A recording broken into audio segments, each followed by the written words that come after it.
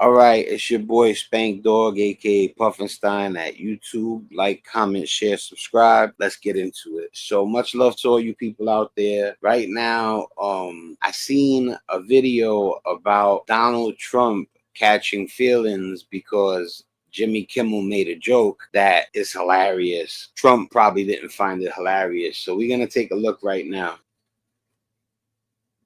Trump want to screw immigrants? Because the one he married won't screw him.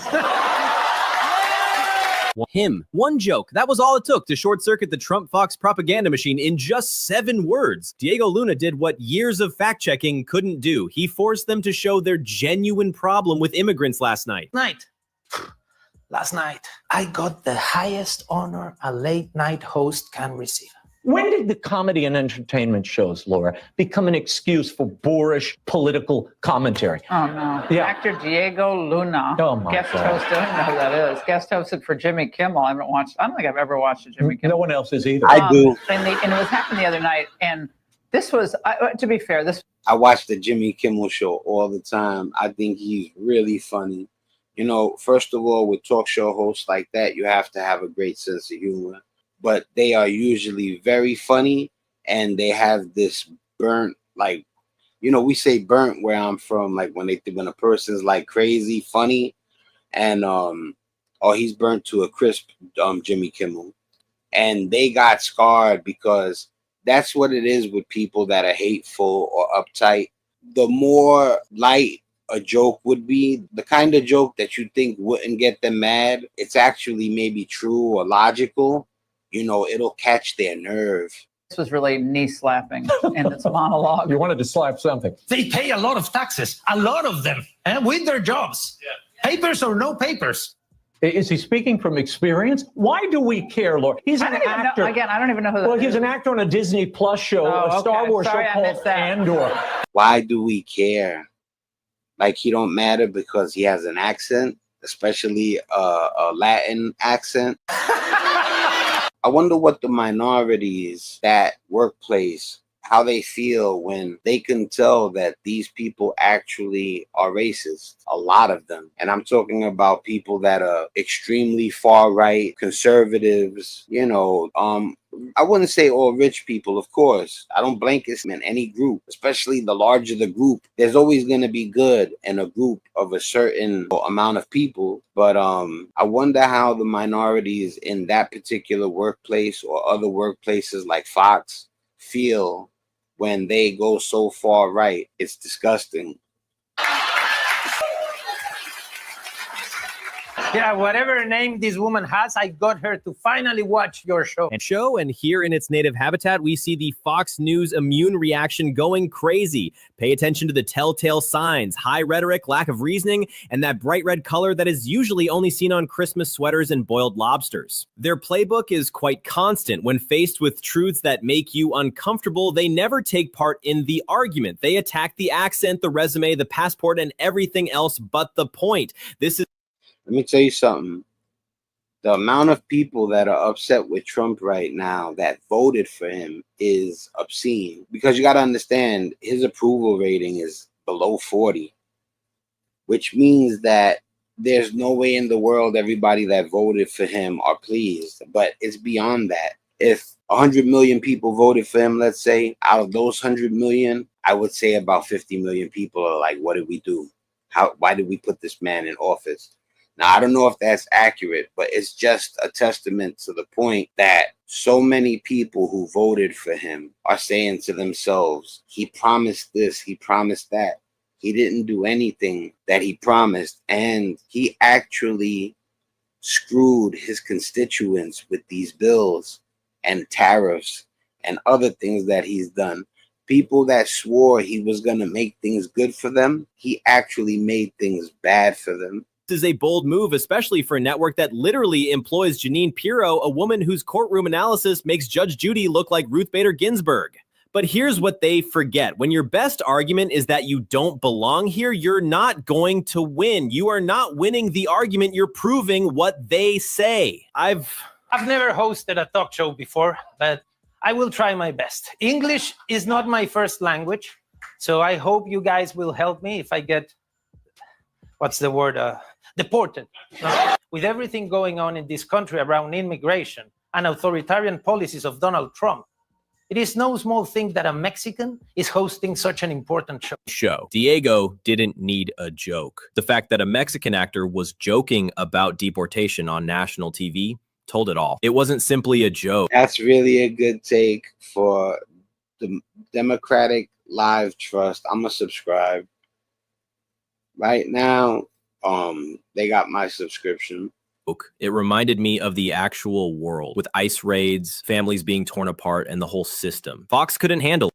Yo, listen, if you are the kind of voter that voted for Trump, I'm asking you, drop a comment. How do you feel about ICE's handling of the situation as far as being so abusive, not following the Constitution? A lot of the people, listen, they deported a 73-year-old tamale seller. She's not the criminal that Trump promised to deport. You know, a lot of people that are good people that were trying to become American citizens and do really good by their families, they were treated like animals and put in very dangerous jails. People that you love, people that you care about, people that you would vouch for, you would say, nah, that's a good guy right there. They treated them like they were terrorists.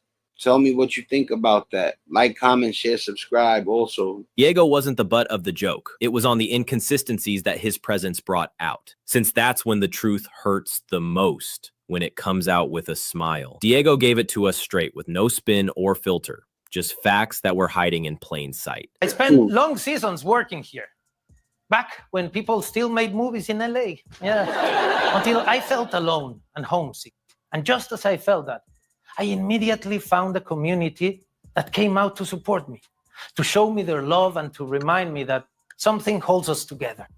The people that lifted me up were mostly people that had left their countries to find a new life, or the sons and daughters of immigrants that had come here in order to work and build a healthy, enjoyable, and dignified life away from their place of origin. Diego wasn't simply saying things. He was reminding us that there is a human tale behind every argument over borders. The people who welcomed him are the same ones that certain politicians want out. No slogans, no memes, just the truth that hurt harder than a rant ever could. It was, you know, I cover certain channels a lot, but every now and then I'll see something and I'm like, you know what, I'm gonna give this guy a chance. But usually I'll watch that first, or give this guy or girl or company a chance. And with this guy, like, normally I would watch the video, especially if it wasn't Mockler, Minutes of Horror, Rick Strom, the Young Turks. If it's not them, then it's almost like my duty to vet them. But with this guy, I don't know, I just gave it a chance. I said Democratic Live Trust. I'm like, let me see what's you know, how good this channel is. And my applause to you. You hit a home run with this one, in my opinion. it's like someone made you feel like you belonged when you needed it. The people that I met shared an unspoken gratitude to this country, a country that opened its doors to them. And the most beautiful thing of all is that all these immigrants brought their stories with them. They brought their loyalties, their love, their traditions, always with the openness to adopt new ones, to grow and to complement each other in this vast cultural exchange. To learn. And there it is, a sum so huge it probably made Trump sick. $96.7 billion. Not freeloaders, not invaders. They're physically paying part of the price, but not receiving any credit. The guys. Why can't we look at the globe like it's one country? I'm not talking about destroying cultures and anything like that, or even telling people what to do. I'm talking about looking out. I'm talking about help-wise. I'm not talking about anything negative. If we were all one, but not, you know, where, like, you know, we forget about our culture, our Hispanic culture, our European culture, you know, all that should stay intact. You know, we all have history. We come from different parts of the world. But when it comes to the help aspect, can't we be one country? Can't we all help each other? Is it because Trump wants to cut funding for really poor people, really poor programs that are really for the poor, and take that money and kick it out to Mark Zuckerberg, Jeff Bezos, Elon Musk, Bill Gates. And how would you return money to people that have too much money to begin with? There is a guy running for mayor in New York. I'm in New York. When I first seen who he was, I was like, New Yorkers aren't gonna vote for a person who has that look. However you want to take it. Remember, mind you, I don't care about a race, but I'm just saying in my head, when I seen the guy, people judge books by their covers. I don't. So it seems like this guy has a shot. It's the first time that I've seen a person say that, they're calling him a communist. People don't understand that communism was supposed to be where everybody was equal. But what they did is they made the rich rich and then left everybody equally poor. You understand? They were supposed to make everybody equal. They made a rich oligarchy. And then the populace, yeah, it was equal. They were equally poverty stricken. It was disgusting what they did in Russia. That was insane. See, now the guy who's running for mayor in New York, he is talking about true equality. Now, whether the man would carry through with what he said, I don't know. Trump didn't follow through with what he said. So this is another man making promises. But I haven't heard people make these kind of promises in a while. And what he's talking about is true equality. He's not talking about making the government rich and then leaving everybody equally poor. He was saying that a person shouldn't be a billionaire. I don't know if it should be where a person shouldn't be a billionaire or not, but there needs to be a certain point where they have to be like, there's a lot of people messed up. You got money that you don't need. You should send some of that down and make the world a better place. When Jeff Bezos' wife gave away the $20 billion to charity and kept the other $20 billion because she won $40 billion in a lawsuit, they said it had a positive effect on the globe. He's yelling at the border nuts, and Fox won't tell you that. How come that fact never makes it to the banners? Luna didn't have to yell it. He just dropped the truth like a microphone. Never been able to fully understand how it is that someone like Donald Trump is able to acquire this level of power. I always struggle to understand how his hate speech can take root in a country whose nature has always been a welcoming. There are a lot of lies flying around about immigrants, but I'm sure you have more than one story that can attest to the contrary. Talk about it. Share it. That helps. Helps. Luna didn't hit anyone. He gave away mirrors. How can hate speech exist in a society that was established by immigrants? It's like hiring a wolf to watch over the hen house and being surprised when feathers fly. He didn't go back to your country. That's insane. This is the American Indians' country. And when the Europeans came over here, they literally went to work on taking the country by force and swindling, taking land for beads, taking hundreds of acres of land for a fork. It was genocide. They have Indian people living on reservations right now. They have the highest rates of poverty and other things. And it doesn't speak to who they are. It speaks to what was done to them. Didn't want people to clap. He wanted them to be honest. Fox News couldn't spin it when a Mexican actor had to tell Americans who constructed the house. That's not a comedy. It's a wake-up call. They couldn't make a meme out of it. They could only freak out. It's not acceptable, nor it's normal to separate families. Violence and terror are not okay.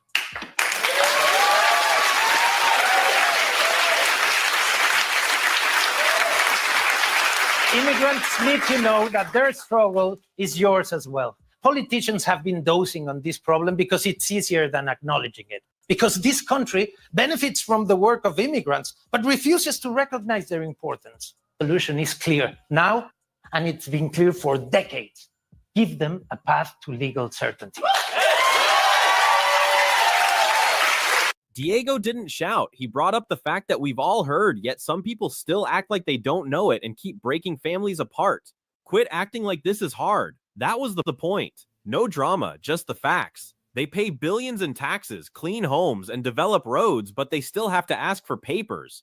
You get what I mean? It's crazy. And the best part was that as soon as Luna said Trump's name out loud, Fox News went DEFCON 1. The fuse was lit and the meltdown began. Yo, what's going on with Fox News? That it's so blatant. It's so blatant. Fox News, how horrible they are. Yeah, it's that bad. You get what I mean? It's crazy. And the best part was that as soon as Luna said Trump's name out loud, Fox News went DEFCON 1. The fuse was lit and the meltdown began. Oh, it was just getting started. Got a review from Fox News. Yeah? How exciting is that? Come on. Narcos Mexico star trashes Trump immigration policies while guest hosting Kimmel. Yeah, I've done more than 70 movies and shows. I wonder why they choose the one where I play a drug dealer. Yeah. But if Fox News is talking about it, that means I'm probably on Donald Trump's radar now. So I've taken a few extra precautions. I have my suitcase packed, ready to go in case I need to flee the country, you know. Tijuana is hours away. Fox used the oldest ploy in the book, just like that. Don't argue about the facts. You only had to smear the messenger out of 70 credits. They chose the one where he plays a classic criminal, right? Instead of embracing the truth that Luna told them, they sought to turn him into a stereotype because it's simpler than saying he was right. Isn't it funny? They are so lame. The stuff that they do. I really don't understand how he got into office. That was a disappointment. But it is what it is. I hold no grudges. If in 4 years, 3 years, it's got about like 3.5 years left. If he does anything that really is positive, that does good, I will give him the props he deserves. Do I see that coming? Not at all. I see him being the worst president ever. And I actually see this guy trying to make an excuse why he deserves another term. Funny how they always find time for that bit, but never the real figures he gave. And Luna, he didn't move. He went along with the joke. The suitcase is ready. Tijuana is on standby because when facts fear, the forceful laughter is the safest protection. Well, I've also hired an immigration lawyer. This is Lori. This is Lori. She's going to listen to my monologue and tell me if I go too hard on Trump or the MAGA universe in general. Let's test it out, Lori. Mm-hmm. Is that okay? Yeah. Do we have any Trump jokes laying around? Oh, yeah. We got a lot. Yeah, why don't you take these too? Okay, you can put those in my trunk. Yeah. All right, let's do this. Knock, knock. Eyes, everybody, hide! Yeah, that one's okay. Let's try another one. Why does Donald Trump want to screw immigrants? Why? Because the one he married won't screw him. That's the one. That's the one. Okay, Lori. Thank you very much. And that wasn't simply a joke. It was a legal stress test to assess how far a joke can go before someone phones the cops. Lori wasn't there to stop him. She was part of the joke because when satire needs a lawyer on standby, you know the ice is thin. After that, Trump went to Truth Social and wrote Diego's next joke for him. This one betyr til lane me, or du jeg tydelig toversuri boing truth stolmens tro, the oaks for panbad. This morning I went on Truth Social for the first time in my life. I felt dirty. I had to shower 4 times.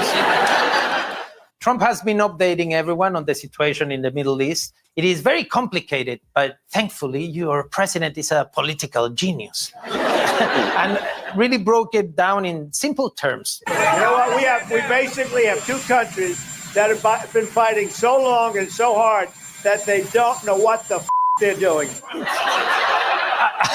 Thank you, Mr. President. By the way, that's what many people say about him, right? He doesn't know what the he's doing. Think about how you would feel if you had to take 4 showers after getting onto Truth Social. That's Diego for you. Brutally honest, right? And when Trump talks about war like he's breaking up a fight at a bar, it kind of fixes itself. No need to make things sound worse than they are, and no need for a punchline. The smart person tells the joke for you. You can see how things go when leaders talk like this. Comedians don't have to do much. Trump was very disappointed in Israel and Iran yesterday because they didn't obey his rules on the ceasefire. There was one rocket that I guess was fired after the time limit. These guys got to calm down. I didn't like the fact that Israel unloaded. They didn't have to unload. Israel unloaded a lot. The biggest load that we've seen. When I say, okay, now you have 12 hours, you don't go out in the first hour and just drop everything you have on them. So I'm not happy with them. I'm not happy with Iran either. Well, yeah, I mean, you're the one who gave them 12 hours. This is not how you get people who are obsessed with war to stop fighting. These are addicts. Trump talked about war as if it were a game show. Your time is 12 hours. Diego didn't have to push the point. It was silly to ask countries to stop fighting because he was upset. That's not how diplomacy works. That's like instructing kids not to eat candy. Diego only held up the mirror, though. Trump had already made the joke. Okay, that's enough. Enough. Enough of Donald Trump. Yes. And that bull, I mean, or his poop, no? Let's say. Diego made the line. Enough with the noise and Trump. The pause that comes after the sharpest move isn't always a joke. No more greatest loads, no more countdown, no more diplomacy, just clarity in a room that immediately felt the weight of it all. That break made the absurd strike even more, because sometimes silence conveys what words can't. Back then, you were ruled by a mad king who could do whatever he wanted. Yeah. He could start wars, break the law, put the military in the streets, arrest people for no reason, impose tariffs, take advantage of women without consequence, hire his unqualified relatives. It's great that you guys don't have to deal with that anymore. Diego didn't make up a bad guy. He merely made a list of the problems and let it speak for itself. America, wake up, man. I'm not a person who hates on other people. Before I started to do what I'm doing right now, I stopped and thought hard. I've spent 49 years on this planet. I spent my earlier years in very bad neighborhoods, out there practically homeless. I had to be the kind of person that could see a person coming who would do some foul stuff, stab me in the back, pretend to be my friend. And I've been great at not letting the wrong one in my circle. I put a lot of thought into it, and I came up with my conclusion. He's not just on some bullshit. He is the most blatantly disrespectful, creepy president we've ever had, There was no drama or spin, just a calm list of facts and the punchline, that dry sarcasm. It's nice that you folks don't have to deal with that anymore. That wasn't a joke. That was a mirror. Yes, USA. I am award-winning Mexican actor, producer, and director, Diego Luna. And I'm Guillermo. We're here to tell you about an exciting travel opportunity with our brand new service, Gringo. Here's how it works. Step 1, you give money to me and Diego Luna.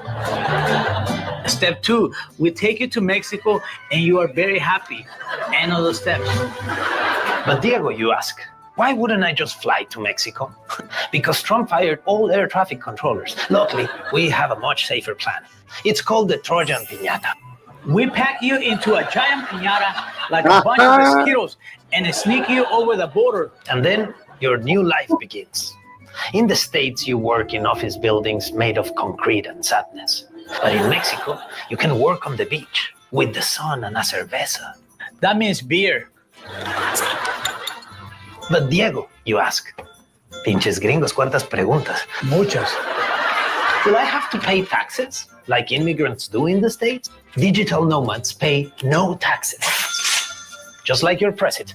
We'll handle everything while you enjoy your cerveza. That means another beer.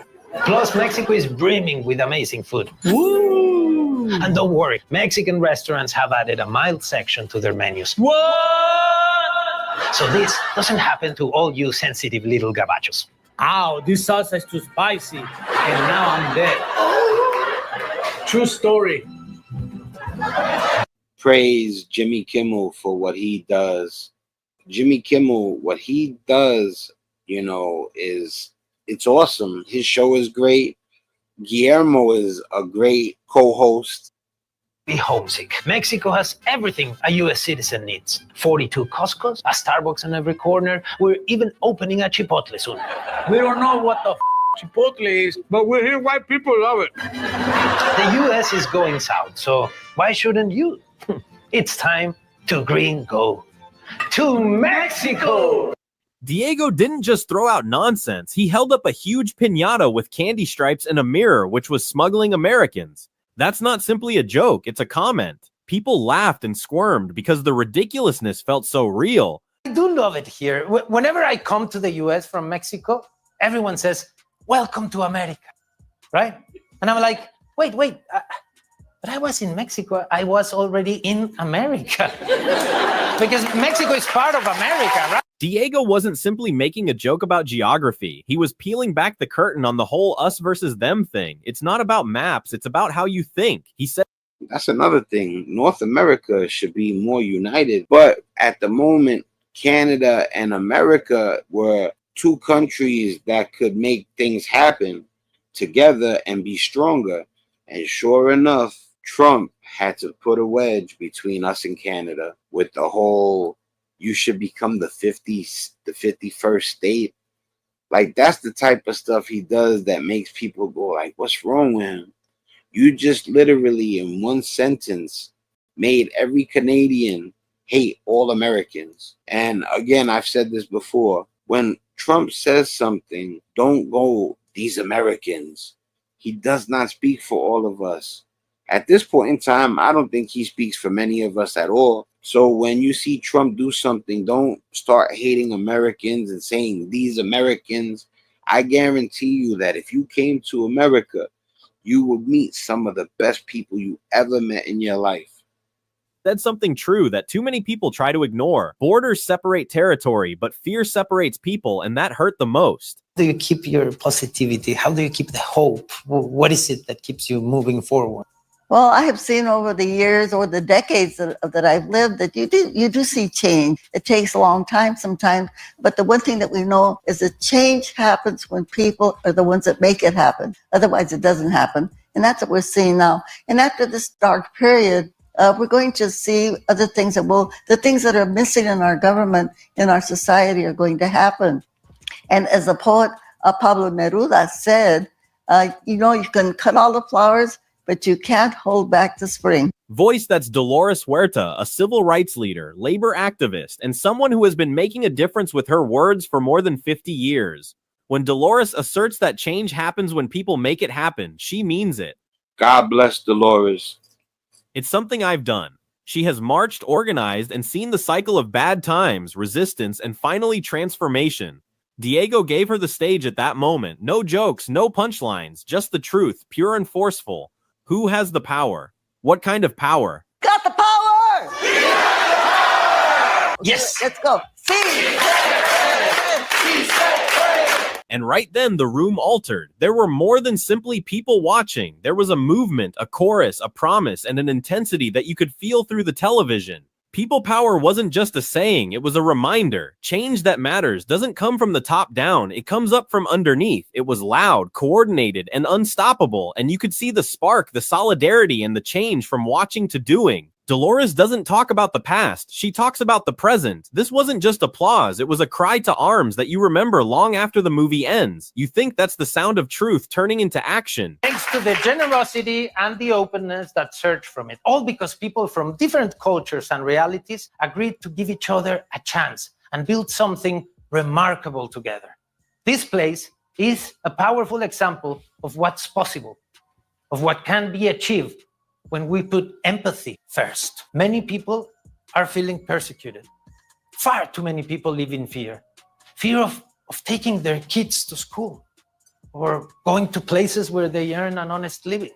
These people, they're your neighbors, your friends, immigrants. This is very unfair. You're absolutely right. Diego Luna didn't need a punchline to land the hardest message of the night. He just needed to speak honestly. And in doing so, he delivered something far more powerful than comedy, clarity. Because empathy isn't weakness. It's not just strength, it's strategy, it's structure. It's the only sustainable way forward in a country that feels increasingly divided, uncertain, and afraid. And when he said it out loud, that understanding other people's feelings isn't softness, it's the plan. The room shifted. You could feel it. No laughter, no applause, just silence. That heavy, thoughtful kind that comes before real change. Because when your neighbors are afraid to go to work, when parents worry about dropping their kids off at school, when families live under constant fear of deportation, detention, or discrimination, that's not policy. That's failure. And worse, it's intentional failure. Because Trump's rhetoric doesn't just divide, it destroys. It doesn't just stir outrage, it creates real-world consequences for real people. And Luna didn't just call him out on that. He called us all out, gently, powerfully, without shouting. Because yes, we've become too comfortable with fear. Too used to watching late-night hosts mock the madness while nothing changes. Too numb to the idea that a former president can still set the tone for national panic, and no one seems able to stop him. And that pause in the room after his line? That was the sound of millions realizing something uncomfortable. What kind of country are we really building? Are we okay with policies made from ego, with leadership built on humiliation, with fear as the default setting? Or is it time to shift towards something harder to fake, understanding, compassion, real action? Which in Spanish means goodbye. So I guess, yes, this is a goodbye. There's another No Kings protest on July 17th. So, yeah, I mean, if you're not going to a Kid Rock concert that day, maybe you can check it out. Go out, by making your voice heard. You won't just make the United States of America great again. You'll help to make the world a little better. Donald Trump and Fox News were absolutely humiliated, not by legal rulings, not by investigative journalism, but by comedy, by satire. What Trump did to Zelensky was horrible. Biden provided them with weapons to defend themselves, and they started to turn the tide. Trump came in, and all of a sudden, Putin seen an opportunity to take shots at the Ukraine because they weren't in as good a position as they were when Biden was president. When Donald Trump became leader, it became that much harder for Ukraine to have a shot at beating Russia, But when Biden was in office and he gave the Ukraine stuff they could use to defend themselves, they started to get busy. Not to mention that stuff that happened under the command of Putin, they are war crimes. He is a war criminal. Sharper than most political commentary, and delivered by none other than Diego Luna, who reminded millions that real power doesn't come from red hats or right-wing news cycles. Luna didn't just roast them, he exposed them. With grace, with timing, with truth wrapped in punchlines. And the best part, he didn't even need to raise his voice. He just needed to show up. Because while Trump and Fox have spent years building a parallel reality, one where outrage is policy and distraction is strategy, Luna cut through it with ease. He held up a mirror not just to Trump's fading relevance, but to the entire ecosystem built around fear, misinformation, and manufactured division. His final line? A mic drop dressed as advice. If you're not at a Kid Rock concert, maybe do something that actually helps. It wasn't just a joke. It was a dare, a reminder, a challenge. Because real change doesn't come from rallies or ratings. It comes from showing up, speaking out, standing firm, and backing words with action, not just applause. And Luna made sure the last word wasn't Trump's. It was ours. Big shout out to Democratic Live Trust. You already know I like to shout out the channel that I covered. Now let me tell you what I think real quick before I end this stream. First of all, I didn't know who Diego Luna was until I seen that video. I didn't know who Dolores was until I seen that video. But I know who they are now, and I will be following both of them. What I would like to know is if, there's just something about that raising of the ear. I don't want to really get too explicit because, I don't know. I don't know. It's just something about it, and then when he screamed fight afterwards, that's what really made it a little fishy for me. But at the end of it all, I don't know. It could have been what it was. It's your boy Spank Dog. Much love. I'm out of here.